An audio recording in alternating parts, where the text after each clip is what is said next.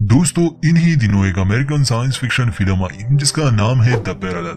तो कहानी एक औरत की है जो कि एक जंगल में चली जाती है। उस जंगल में एक अजीब बात होती है। वहां ऐसे दरवाजे खुलते हैं जिससे वो समानांतर ब्रह्मांड यानी पैरेलल यूनिवर्स में पहुंच जाती है और ऐसे अनगिनत दुनियाएं होती है थोड़े से बदलाव के साथ। बाकी हम कहानी में जानेंगे क्या होता है।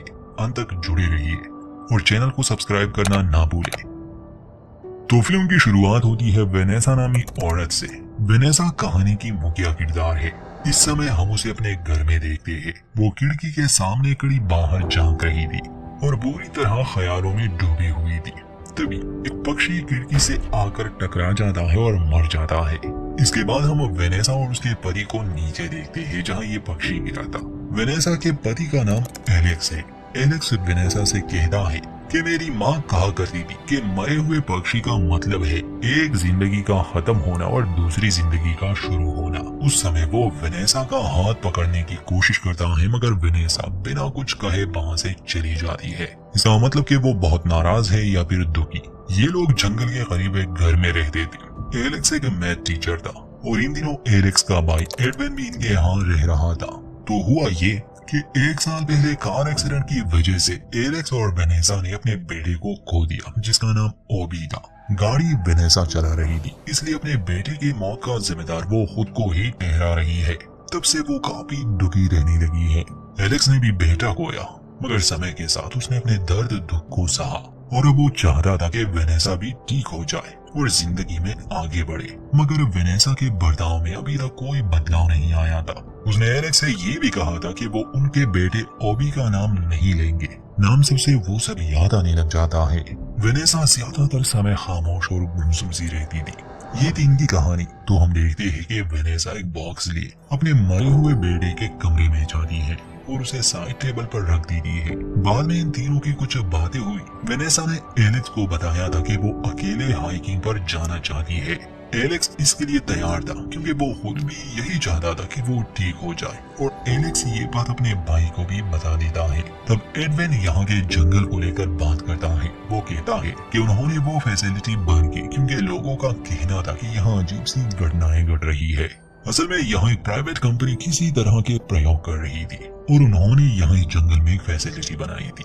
एडविन के हिसाब से अब वो लोग यहाँ से जा चुके हैं और वो फैसिलिटी बंद कर दी गई है। वो आगे बताता है कि लोगों के गायब होने के आसार मिले हैं। एलेक्स को ये अजीब सी बातें अच्छी नहीं लगती थी। वजह ये थी कि उसके पिता भी कुछ साल पहले ऐसी ही बातें किया करते थे। उन्होंने एक जर्नल भी लिखा था। लोग उसे पागल समझते थे और खुद एलेक्स को भी वो पसंद नहीं थे। एडविन के हिसाब से उनकी वो जर्नल जंगल में कहीं खो गई है।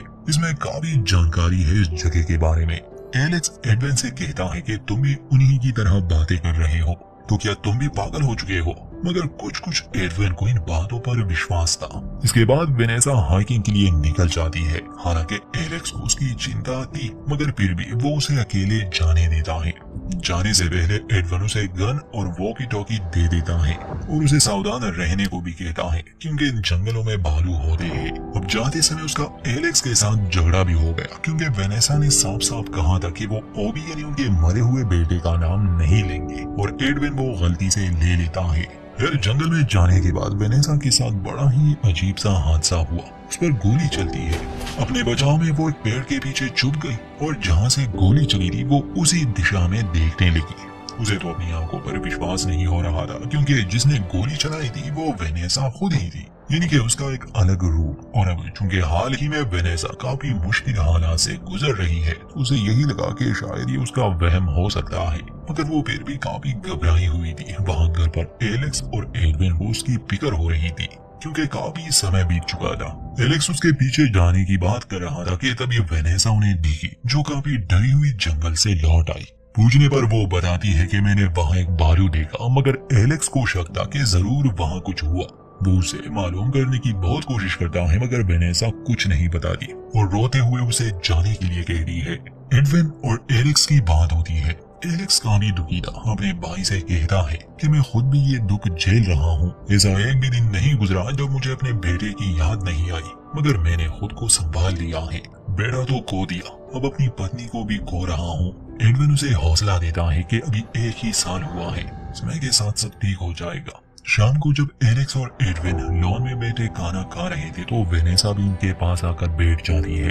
बातचीत के दौरान फिर से ओबी की बात आ गई, जिससे वेनेसा नाराज हो गई। ठीक उसी समय एडविन का दायां हाथ भी थोड़ा जख्मी हो जाता है। एडविन ने अपनी बचपन की एक कहानी भी सुनाई कि एक बार वो पानी में गिरा था और उसे उसके पिता ने बचा लिया, जिससे उसकी जिंदगी बदल गई और उसने कभी शराब को हाथ नहीं लगाया। तो आधी रात को जब वेनेसा नीचे आती है तो देखती है कि एडविन वहाँ खड़ा ड्रिंक कर रहा है। उसे हैरानी होती है, पूछती है कि बाहर तुमने जो कहा वो सब क्या था। एडविन कुछ अजीब सी बातें कहने लगा। उसका हाथ भी जख्मी था, मगर दाया नहीं बल्कि बाया। जैसे ही वो बाहर चला जाता है तभी घर के एक और कमरे से एडविन का एक और रूप बाहर आया। वैसे तो यही असली वाला एडविन था, क्योंकि इसका दाया हाथ जख्मी था। वेनेसा ये सब देखकर काफी उलझन में थी, ना कुछ समझ पा रही थी ना समझा पा रही थी। फिर वो चुपचाप अपने कमरे में चली गई, मगर उसे नींद नहीं आ रही थी। उसे बार बार वो अजीब सी बातें याद आ रही थी, जैसे अपने ही आप को जंगल में देखना या एडविन के दो रूप देखना।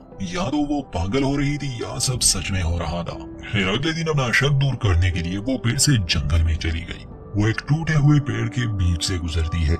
कुछ आगे जाने पर वो उसी जगह पहुंच गई जहां से अभी अभी वो गुजरी थी। इस बार वो अलग दिशा में जाने लगी, मगर हर बार वो उसी एक जगह पर पहुंच जाती। और जब वो ध्यान से देखती है तो जहां वो कटा हुआ पेड़ था उसके दोनों तरफ एक जैसा ही नजारा था, जैसे मिरर का रिफ्लेक्शन हो। तो वो एक तरफ अपना स्कार्फ बांध देती है ताकि वो जान सके कि इस बार वो कहाँ पहुंचती है। अजीब था कि हर बार उस पेड़ को पार करने पर वो ठीक उसी की तरह दिखने वाली जगह में पहुंच जाती। काफी समय तक तो वो यहाँ वहाँ भटकती रही और अंत में किसी तरह घर पहुंच जाती है। मल्टीवर्स के कॉन्सेप्ट को समझना मुश्किल नहीं है। कल्पना करें एक हमारा ब्रह्मांड है और ऐसे अनगिनत और ब्रह्मांड भी मौजूद है, मगर हर ब्रह्मांड में चीजें थोड़ी सी अलग है। वेनेसा का ही उदाहरण ले ले, जैसे हो सकता है कि एक अलग ही ब्रह्मांड में उसका नाम वेनेसा नहीं कुछ और हो, और शायद किसी और ब्रह्मांड में उसने शादी भी नहीं की हो। ऐसे ही किसी और में वो कभी जंगल गई ही नहीं। तो हर फैसला एक अलग ही दुनिया बनाता है। खैर, कहानी के साथ साथ ये और भी क्लियर हो जाएगा। घर आने के बाद वो बहुत घबराई हुई थी और अब चूंकि उसे यकीन हो गया कि ये सब उसका वहम नहीं, इसलिए वो अपने पति एलेक्स को ये सब बताने की कोशिश करती है कि जंगल में कुछ अजीब है। एक जगह से गुजरने के बाद भी ठीक उसी की तरह दिखने वाली जगह पर पहुंच जाती। वो एडविन की बात करती है। खैर, वेनेसा की अजीब सी बातें सुनने के बाद एलेक्स को गुस्सा भी आता है। वो कहता है कि उस हादसे को 1 साल गुजर गया। आज भी मैं खुद को इस बात का दोषी ठहराता हूँ कि मेरी वजह से ओबी मारा गया। ये सुनकर वेनेसा कहती है कि नहीं, गाड़ी तो नहीं मैं चला रही थी, एक्सीडेंट मुझसे हुआ था। मगर असलियत ये थी कि वेनेसा अब एक अलग ही पैरेलल यूनिवर्स में आ चुकी थी, जहां एक्सीडेंट का कारण वो नहीं बल्कि एलेक्स है, जो इस यूनिवर्स की वेनेसा है। वो भी जंगल में गई थी और वो गलती से किसी और यूनिवर्स में पहुंच गई होगी। वेनेसा को जब अंदाजा हो जाता है, खासकर तब जब वो एडविन का जख्मी हाथ देखती है, क्योंकि वो दाएं हाथ के बजाय बायां हाथ था। इसका मतलब कि इस दुनिया में भी एडविन जख्मी हुआ था, मगर हाथ वो नहीं। वेनेसा तुरंत ही जंगल की ओर जाने लगी ताकि वो अपनी असली दुनिया में जा सके, मगर अभी इतना आसान नहीं था, क्योंकि ऐसे अनगिनत दुनियाएं हैं और हो सकता है कुछ पैरेलल यूनिवर्स में उसका रूप पहले से ही मौजूद हो। डरते डरते वो वापस से जंगल में आई। वो वहाँ इंतजार करती है, फिर उसे अपनी तरफ कोई आधा दिखाई दिया, इसलिए वो गन लिए उसे धमकाती है। फिर वो इंसान जब करीब आता है तो वो एलेक्स था, मगर वो एलेक्स नहीं जिसे वेनेसा जानती थी। ये एक अलग ही पैरेलल यूनिवर्स से था। ये वाला एलेक्स यहाँ काफी समय से भटक रहा है, इसलिए वो तुरंत ही वेनेसा को बता देता है कि मैं जानता हूँ यहाँ हमारे साथ क्या हो रहा है। हम समानांतर ब्रह्मांडों में पहुंच चुके हैं। दोस्तों, ये समय यात्रा वाली कहानी नहीं है, वो एक अलग ही कॉन्सेप्ट है। इस कहानी में समय अपने हिसाब से ही बीत रहा है, बस ये लोग अलग अलग दुनियाओं में प्रवेश करते हैं, वो भी तब जब ये उस कटे पेड़ को पार कर लेते हैं। वो एक पुल की तरह काम कर रहा है इस समय। फिर एलेक्स की बात मानकर वेनेसा शांत हो जाती है। ये दोनों वहाँ बैठ जाते हैं। एलेक्स काफी समय से इस जगह में भटक रहा था। वो अलग अलग दुनियाओं में जा चुका था, इसलिए उसने काफी कुछ जान लिया और देखा भी। उसके पास एक जर्नल था जिसमें उसने काफी जानकारी इकट्ठा की थी और वो वेनेसा को मल्टीवर्स थ्योरी के बारे में सब कुछ बता देता है। समस्या ये थी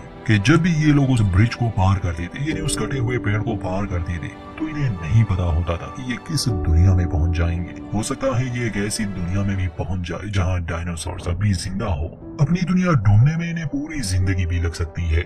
ये वाला एलेक्स कहता है कि असल में मैं एक वैज्ञानिक हूँ और मैं इन जंगलों में रिसर्च पर निकला था, मगर मैं अपनी दुनिया से भटक गया। एलेक्स जिस दुनिया से था वहाँ भी इनकी शादी हुई थी और कार एक्सीडेंट में बेटा भी मारा गया, मगर काफी चीजें अलग थी। एलेक्स पूछता है कि मैं तुम्हारी दुनिया में कैसा हूँ, तो वेनेसा कहती है कि तुम एक टीचर हो और दिल के बहुत अच्छे। खैर यहाँ एक नई बात सामने आती है, अगर ऐसे बहुत से यूनिवर्स मौजूद है, इसका मतलब कि ऐसा भी कोई यूनिवर्स होगा जिसमें ओबी अभी जिंदा है, जहां वो कार एक्सीडेंट कभी हुआ ही नहीं। यही सवाल वेनेसा एलेक्स से पूछती है कि क्या उसे कोई ऐसी दुनिया मिली जहां पर ओबी जिंदा हो। एलेक्स जवाब देता है कि मैंने काफी दुनियाएं देखी, मगर ऐसी कोई भी दुनिया नहीं। कुछ में उसका वजूद ही नहीं और कुछ में वो एक्सीडेंट के कारण मर चुका है, मतलब वो मुझे कहीं भी जिंदा नहीं मिला। इस बात से वेनेसा निराश हो जाती है, कहती है कि शायद तुमने सही से ढूंढा नहीं। एलेक्स बताता है कि मेरे पास एक तरकीब है जिससे शायद मैं तुम्हें तुम्हारी असली दुनिया में पहुंचा सकता हूँ।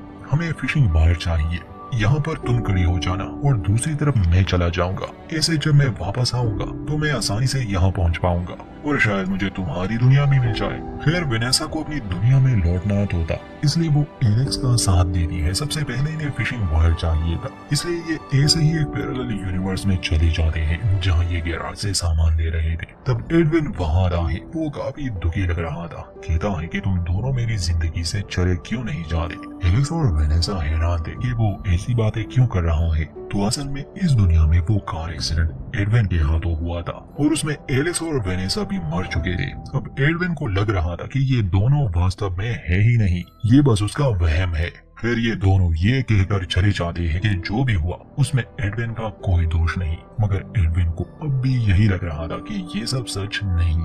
फिशिंग वायर लिए ये दोनों जंगल में आते हैं। एलेक्स उस वायर को एक पेड़ से बांध देता है और वेनेसा को वहीं रुकने के लिए कहता है। हाँ, जाते जाते वो ये कहकर चला जाता है कि अगर तुम्हें पहचानने में दिक्कत हो रही हो कि मैं असली एलेक्स हूँ या नहीं, तो ये याद रखना, रूम 1111 बेड नंबर 8। असल में एलेक्स की दुनिया में इसी बेड पर वेनेसा ने बच्चे को जन्म दिया था। वेनेसा पूछती है कि तुम पहली बार यहाँ कैसे आए थे, तो एलेक्स बताता है कि एक दिन मैंने अपने भाई के 2 रूप देखे एक साथ, उनके पीछे में जंगल में आया और तब से लेकर अब तक मैं यहीं बसा हूँ। फिर इसके बाद वो चला जाता है। पूरी रात वो गायब रहा। सुबह हुई तो वेनेसा जाने वाली थी, मगर जब वो वायर हिलने लगा तब वो सावधान हो जाती है।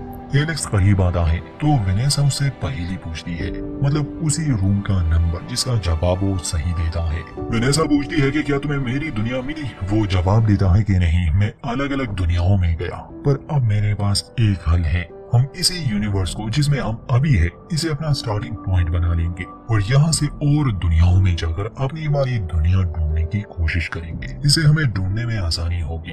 वेनेसा पूछती है कि इसके बाद क्या, तो एलेक्स जवाब देता है कि इसके बाद हम उस जगह को ही उड़ा देंगे, यानी उस पुल को जिससे ये सब शुरू हुआ। वेनेसा कहती है कि मैं उस दुनिया को ढूंढना चाहती हूँ जहाँ पर मेरा पति है। अब मैं समझ गई कि वो एक्सीडेंट होना ही था और होने को कोई नहीं टाल सकता। एलेक्स पूछता है कि अगर ढूंढ ना पाए तो फिर। खैर शाम को एलेक्स वहाँ से चला जाता है क्योंकि अब वो किसी और एलेक्स की जगह लेने वाला था, यानी उसे मार के। वेनेसा भी अपनी दुनिया ढूंढने के लिए निकल जाती है। उसे लगा वो इसी एलेक्स के पीछे चली जाएगी। तो घर में आने के बाद वो देखती है कि एलेक्स वहाँ बैठा है। वो उसके पास आती है, उससे पहेली पूछती है, मगर वो कोई जवाब नहीं दे पाता। वो इसलिए क्योंकि ये वो एलेक्स नहीं था। वेनेसा घबरा जाती है।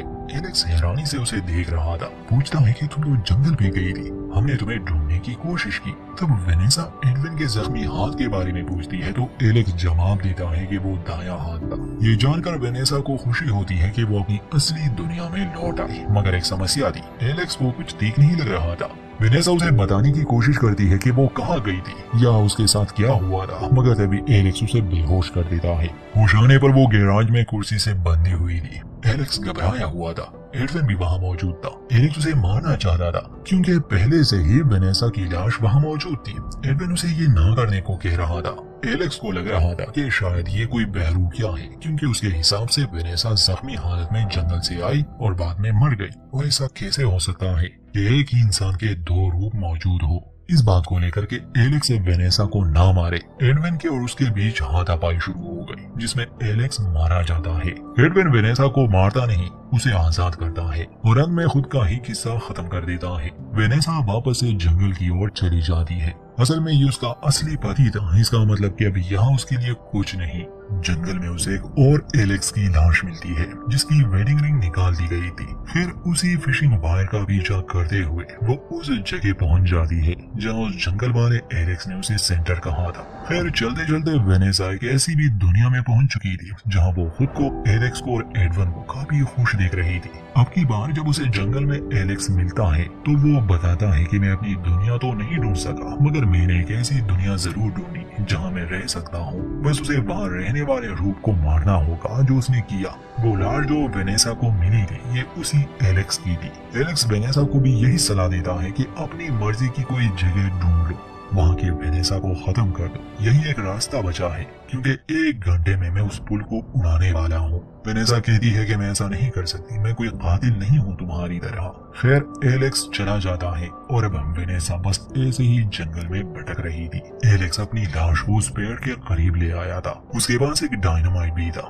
जिसे वो इस जगह को उड़ाने वाला है। इससे होगा ये कि ये दरवाजा बंद हो जाएगा और इनके अनगिनत रूप जो या तो इस जंगल में आए हैं या फिर वो भटक रहे हैं, वो वहीं पर रह जाएंगे, मतलब सब शांत हो जाएगा। जंगल में वेनेसा को अपना ही एक रूप मिल जाता है जिसके पास गन थी, तो मैंने वेनेसा उसे समझाने की कोशिश कर दी है, पर वो समझ नहीं पा रही थी, इसलिए वेनेसा को उसे मारना पड़ा। खैर अंत में वो निराश होके ऐसे ही एक दुनिया में चली जाती है, मतलब पैरेलल यूनिवर्स में। इस बार वो हर अंजाम के लिए तैयार थी। वो नहाने चली गई, इसके बाद वो सो जाती है। 12 घंटे बाद जब वो जागी, वो खिड़की के सामने खड़ी उन बातों को याद कर रही थी और ठीक वैसा ही होता है जैसे फिल्म के शुरू में हुआ था।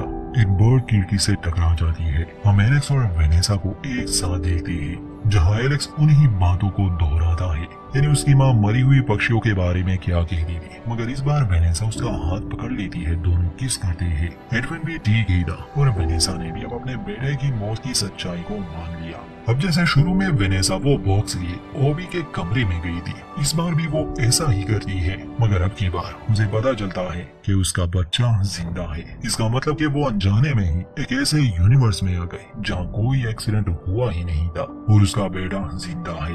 एक हैप्पी एंडिंग के साथ इस फिल्म का अंत होता है। तो सवाल ये है कि अब वेनेसा जिस यूनिवर्स में आई जहां पर उसका बेटा जिंदा है, तो यहाँ की वेनेसा कहाँ गई? तो असल में वो वही वेनेसा थी जिसे उसने आखिर में मार दिया था। वो भी जंगलों में आई थी। अब तो एलेक्स ने वो दरवाजा भी बंद कर दिया। इसका मतलब कि जो जहां था वहां रह गया। बाकी कहानी का पूरा कॉन्सेप्ट मल्टीवर्स पर बेस्ड था। इसके अनगिनत परिणाम निकल सकते हैं। यहाँ तक कि इस थ्योरी को लेकर आप अपनी जिंदगी के बारे में भी काफी कुछ सोच सकते हैं। खैर उम्मीद करते हैं ये कहानी आपको पसंद आई होगी। वीडियो अच्छी लगी तो लाइक करें और चैनल को सब्सक्राइब करना ना भूलें।